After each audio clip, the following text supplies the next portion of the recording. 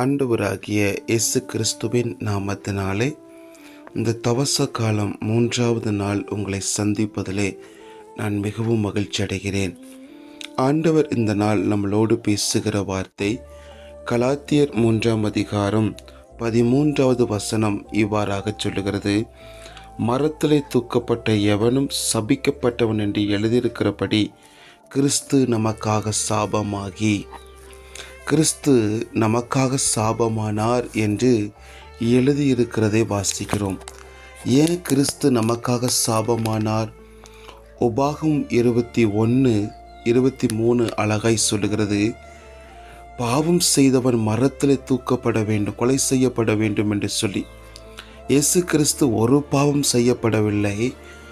நம்முடைய பாவங்களுக்காக, நம்ம செய்கிற அக்கிரமத்துக்காக, நம்ம தேவனுக்கு விரோதமாய் செய்யப்படுகிற ஒவ்வொரு காரியத்திலும் தேவன் எல்லாவற்றையும் மன்னிப்பதற்காக, எல்லாவற்றையும் நிவர்த்தி செய்வதற்காக அவர் மரத்திலே தூக்கப்பட்டு அவர் நமக்காக சாபமானார் என்று எழுதியிருக்கிறதை வாசிக்கிறோம்.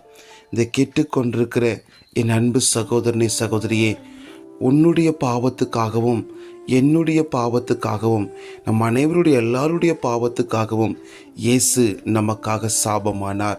நம்முடைய பாவங்களை சிலுவையின் மேல் அவர் சுமந்தார். நம்முடைய பாவங்களை சிலுவையிலே அவர் சுமந்து தன் ஜீவனை பலியாக கொடுத்தவர் ஆண்டவராக இயேசு கிறிஸ்து.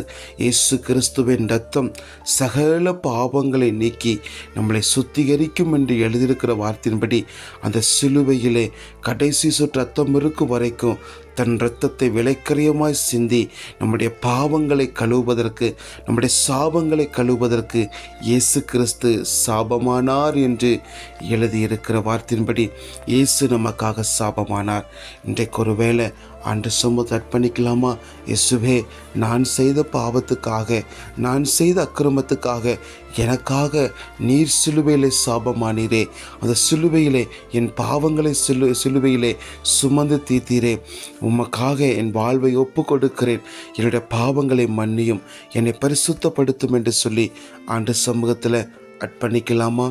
பரிசுத்தமுள்ள நல்ல பிதாவே, இந்த புதிய நாளிலே ஏசப்பா, எங்களுடைய பாவங்களுக்காக நீர் சாபமானீரப்பா.